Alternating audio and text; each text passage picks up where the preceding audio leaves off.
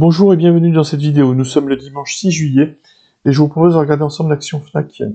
Alors l'action Fnac que j'ai choisi de vous présenter parce qu'en fait il y a eu un potentiel breakout cette semaine de ce range qui est en orange, qu'on va voir en détail juste après. Donc l'action Fnac qui a connu un ATH à 91,8 début 2018 et puis une longue descente avant une stabilisation. Donc il y a quand même eu des rebonds, mais elle est en range surtout depuis septembre 2022, et donc ça veut dire environ depuis 3 ans.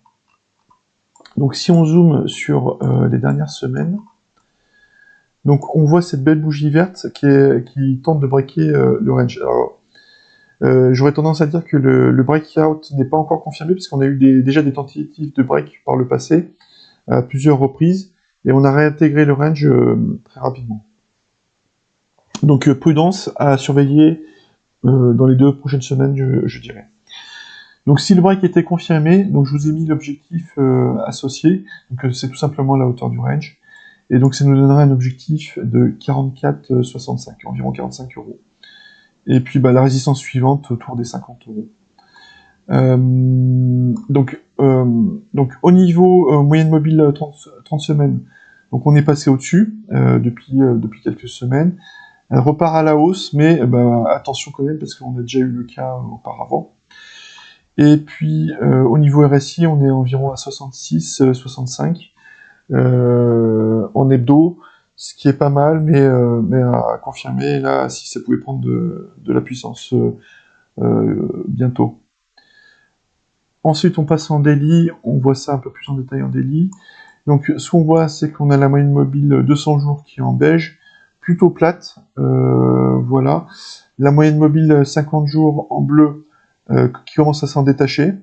Donc un début de phase haussière intéressant.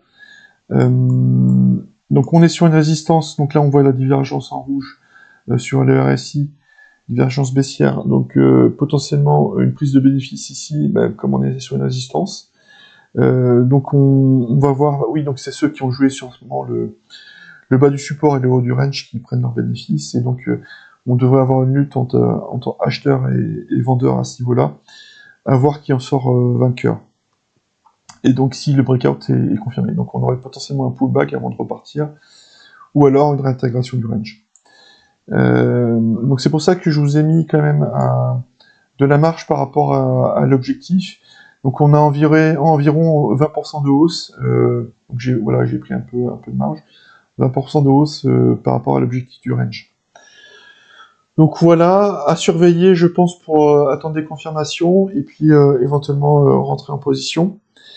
Et puis voilà ce que je voulais tout simplement vous partager. Donc faites attention à vous sur les marchés, et puis à bientôt pour une nouvelle vidéo. Merci, au revoir.